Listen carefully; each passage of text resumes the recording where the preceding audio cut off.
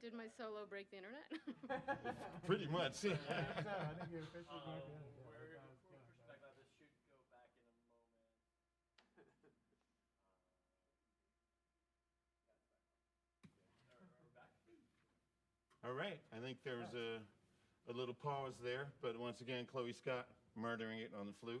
Yeah. That was crazy. Crazy tight. All right. We're having too much fun here. They got kicked out of the room. Oh, okay. All right, cool.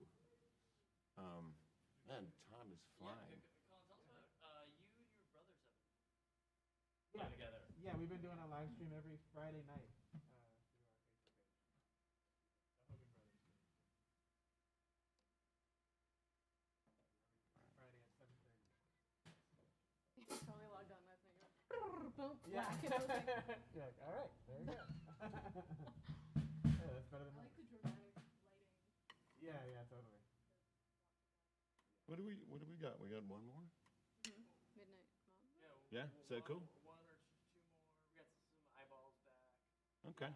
All right, why don't we do one more Midnight Mambo? Cool. Okay, cool.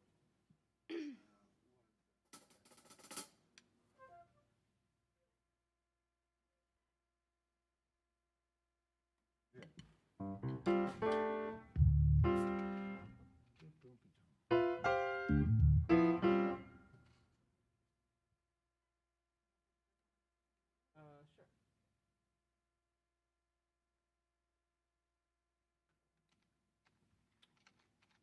You can play some clave up front, or no? I guess No, not it's like really.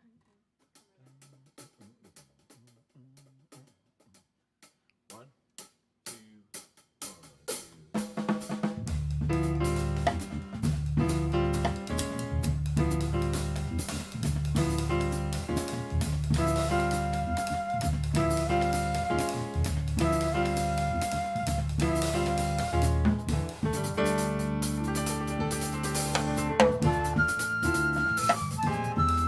two.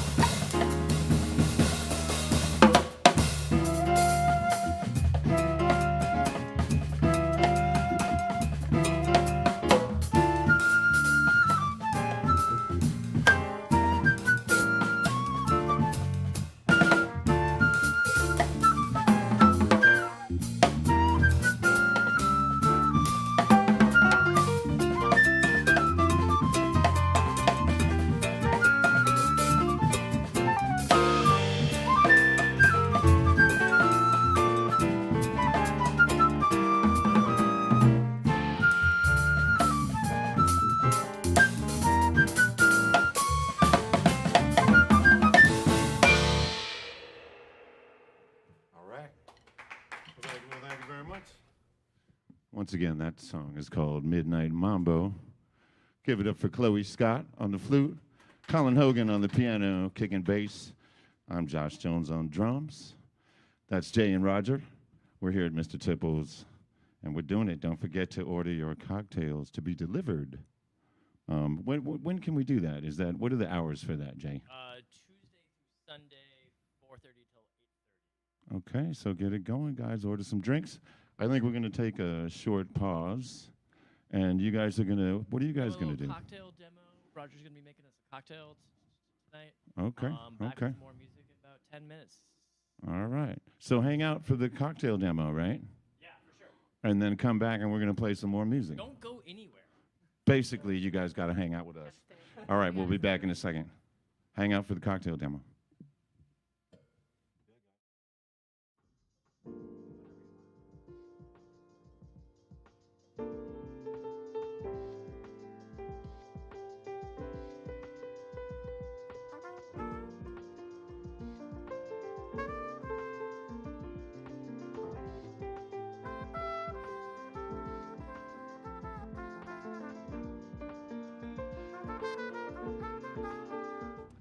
Hi guys, welcome back to Jazz Night at Mr. Tipples.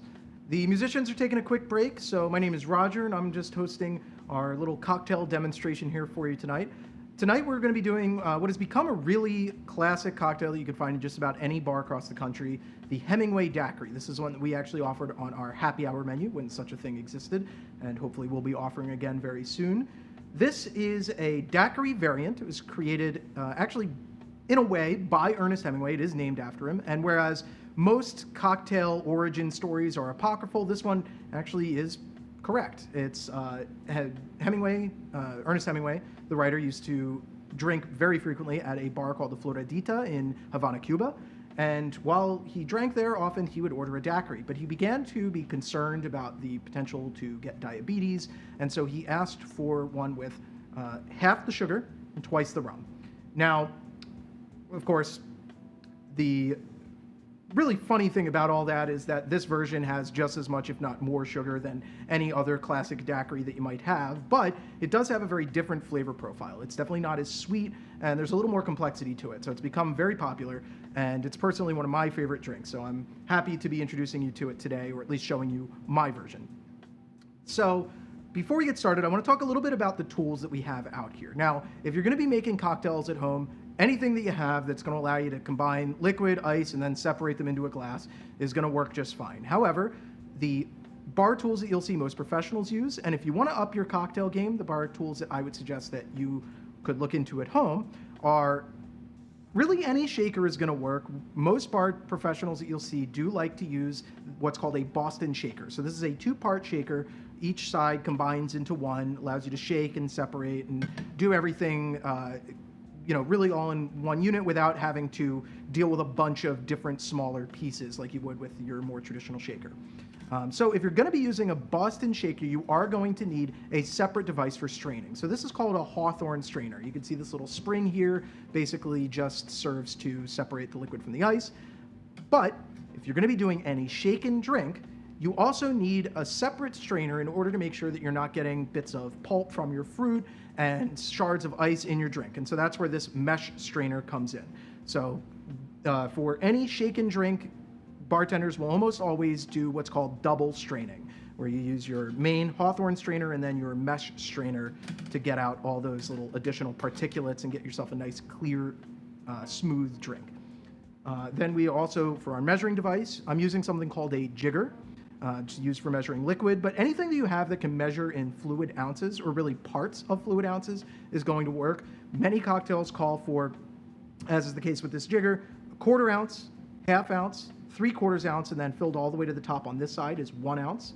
And then on the other side, it usually goes to 1.5 ounces and then 2 ounces. Now this one's called a Japanese jigger, this sort of longer one, but there are a bunch of different kinds you can get. Again, anything that you have that can measure out portions of an ounce is going to work just fine. So, for the drink itself, you'll see a lot of different builds for this particular drink. The original version, the Hemingway Daiquiri, actually only called for lime juice, Luxardo, maraschino cherry liqueur, and white rum. The grapefruit juice, which is now pretty universal, was a later addition, but I tend to think that the grapefruit juice adds a lot of sort of welcome bitterness to the party. Doesn't make it quite as just sweet and sour like if you just used lime juice. And actually, after doing some experimentation, I found that I think a more grapefruit forward version is superior. So I recommend 3/4 of an ounce of the grapefruit juice. I do like to start with my juices, my non-alcoholic ingredients first, just honestly because they're the cheaper ingredients to use. And so when you start with the cheapest and work your way up, if you mess up somewhere along the line, you're just wasting less. So we got 3/4 of an ounce of the grapefruit. We're going to go to a 1/2 ounce of our lime juice. And I always recommend fresh squeeze for all of your juices. It's just far superior to anything else you're ever going to find, and it's probably cheaper too. Squeeze your own juice, you won't regret it. So 1/2 ounce of the lime juice, then we're doing a 1/2 ounce of the maraschino liqueur. Now this is very sweet and viscous, and it's the only sweetening agent we have. But again, this is going to add a lot of sugar to the party. So you don't need a whole lot of it. You don't want to overdo it with the Luxardo. So 3/4, 1/2 ounce, 1/2 ounce, and then 2 full ounces of our white rum.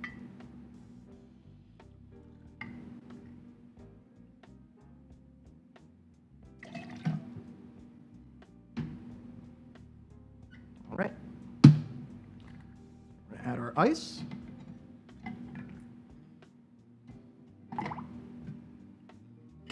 When you're using the Boston shaker, you want to make sure that you get a nice firm seal on there. So place it onto a hard surface, give it a good hard hit. You don't want any of that liquid splashing all over you when you go to shake it. And then you're going to shake it vigorously for about 30 seconds. And you want to count those fairly slowly. You give it a little more time rather than less. You want to have a nice frosty layer forming on the outside of your tin. And that's how you're going to know that what's inside the tin has diluted properly, have the right amount of water mixed into it, and that it's nice and cold. You don't want a warm drink. All right, so 30 seconds. And you're going to want to move the tin around as you shake. You don't want to just keep it in one spot and just shake it back and forth, because you're not going to expose as much of the liquid to the ice as if you move it around while you go.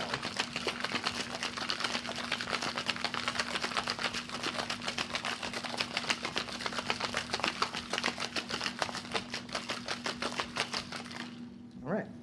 So you can probably see a nice layer of frost forming on the outside of your tin. So now you know everything in there is nice and frosty. Give it a good hard hit to separate your tin.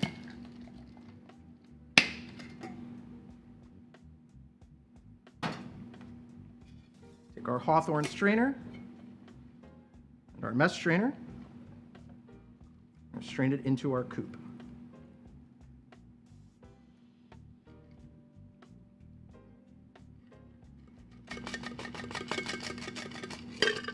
Right. You can actually see, hopefully, all that residual ice, so ice chips that ended up in the strainer. So those are all ones that aren't just floating kind of on top of your glass and kind of just messing with your drinking experience. You know, you don't want little chips of anything brushing up against you. And then for our garnish, you could do a lime wheel, but I like to do a little cherry, a little brandied cherry. You get a little treat at the end of your drink. And again, this is a fairly bitter, fairly sour drink as far as daiquiris go. I mean, it's still pretty sweet in comparison to some of the more just really boozy spirit-forward drinks, but it's definitely not as sweet as a traditional daiquiri, so I think that little nice cherry at the end helps a lot. Hemingway Daiquiri. Cheers.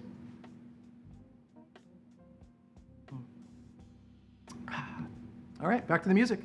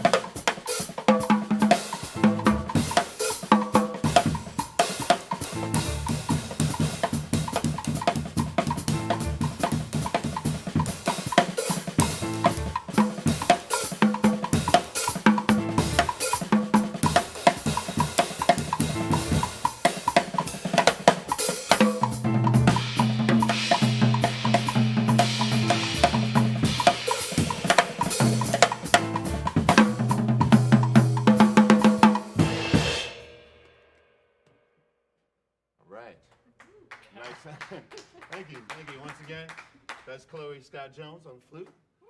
That's Colin Hogan on the keys. And he's kicking bass also. I'm Josh Jones on the drums. That's Jay. That's Roger. Handling everything else.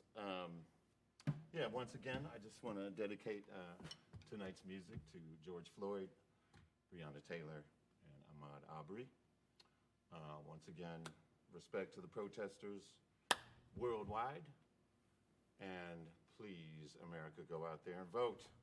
Super important, especially this time around. Quick question for Jay. Are you, I have to ask Jay a question. I've been wanting to ask him this for a while. Are you Mr. Tipples? Are you? No. You're not. He's just an imaginary character. Oh. He's hanging out in the back. Mr. Tipples. Okay. Okay, very good. Imaginary character. Okay. He's my imagination. Okay. All right. So he's your creation. So I mean, if anybody's Mr. Tipples, it's kind of you? Yeah, it's my fault. Okay. What does he look like? Does he look like Mr. Peanut? Does he have like a He's got a monocle? He's got your hat. He's got my Or hat did and a you take monocle. his hat? Okay. Very good. All right. Well, so those of you who have been wondering, like me, all this time, Mr. Tipples is always just kind of hanging around. Is he a ghost? I guess it's a kind of like the ghost of Mr. Tipple. That sounds like a No, which is odd that 'cause sounds like a teenage movie. Like that sounds like that should be an episode of Scooby-Doo. I've Real never- quick, you know what I mean? Supposedly there's a ghost in the restaurant. Uh-huh. I've never heard the ghost, but all the line cooks, when they're leaving, they totally hear a ghost every time. Really? Yeah. Really? Okay. So maybe that's Mr. Tipples. Okay. Roger, you got It's something just to the say? ice machine. every restaurant, everywhere I've ever worked, everybody says there's a ghost, and it's always just the ice machine. Just making the noise ice, at night. the ice like settling and whatnot. All right, very good. Well, that song was called Gandenga, Mondongo, y Sandunga. Oh my God, I can't believe I got that. That's it, right? AKA GMS. Most people call that song GMS for obvious reasons. I'm not going to attempt to say that again, but that was by the great Frank Emilio. All of us here in the Bay Area love to play that song. And shout out to all the Bay Area musicians who are amazing and who I miss dearly playing with all you guys. And I don't know, anybody else want to say anything, or should we continue? What's next on the docket, Chloe? Nostalgia. Nostalgia. Okay, so this is a Charles Mingus tune, one of our favorites. It's called Nostalgia in Times Square. And I think we're going to feature everybody on this one. Yeah, it's a blues. I think you guys will like it. Check it out. Yeah, let's do a little weed off. One, two,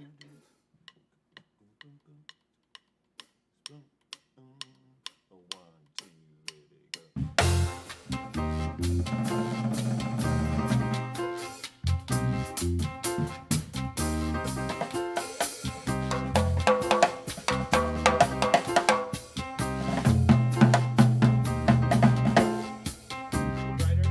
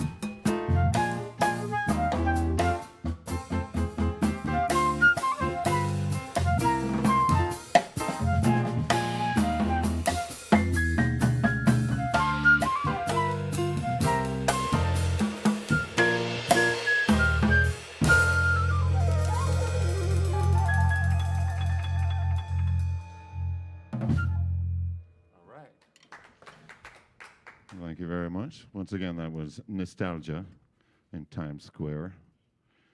Looks like, whoa. Looks like Mr. Tipples dropped by, dropped off some cocktails. That's what that's looking like. All right, very good. Let's see. Shout outs. Let's see. I'm going to give a shout out to Sadie, Scott Jones, our daughter. Let's see. Shouts out to the Jones family. Shouts out to my La Pena family, my Berkeley High family, my OSA family. Man, I got a big family. What's that? Oh, the Scott family. Got shout out to them. Anybody else want to send any more shout outs? Yeah. Okay, Hi, I did Sadie. that. Hopefully you're still watching. All right, cool. We got a couple more tunes. Hopefully you guys want to hang out with us for a couple more minutes. We're gonna play this tune by the great Duke Ellington. This one's called Caravan. We just want to thank one more time. Want to thank Jay and Roger for making this happen and for inviting us to do this. Super excited to do this. Thank you so much. Yeah.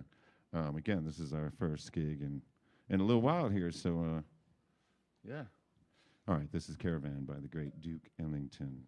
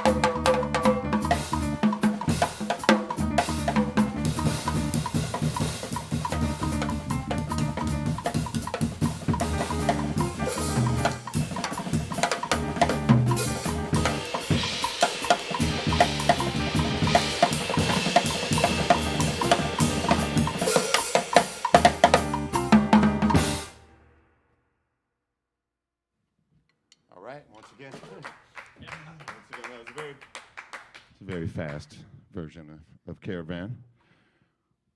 Give it up one more time for the wonderful and lovely, talented Chloe Scott Jones on the flute. Oh.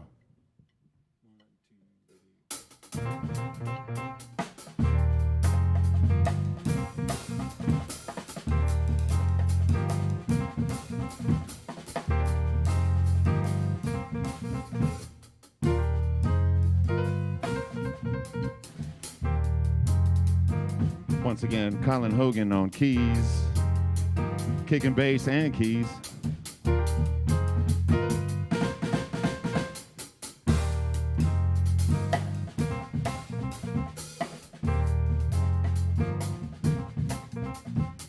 One more time, we want to thank the imaginary Mr. Tibbles.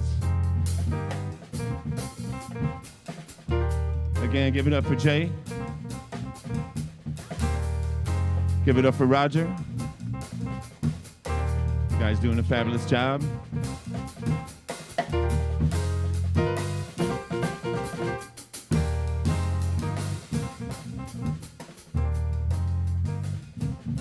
Again, don't forget to go out there and vote this November, ladies and gentlemen. Super important.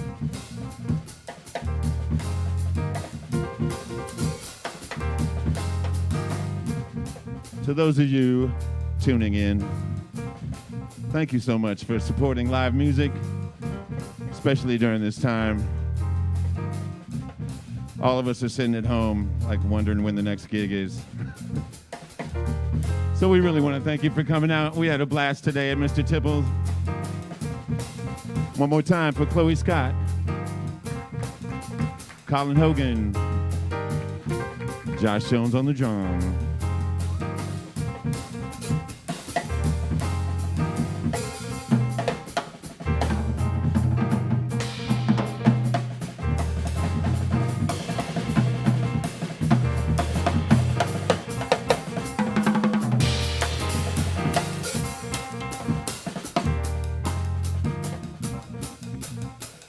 Can you play a little bit for us, Colin?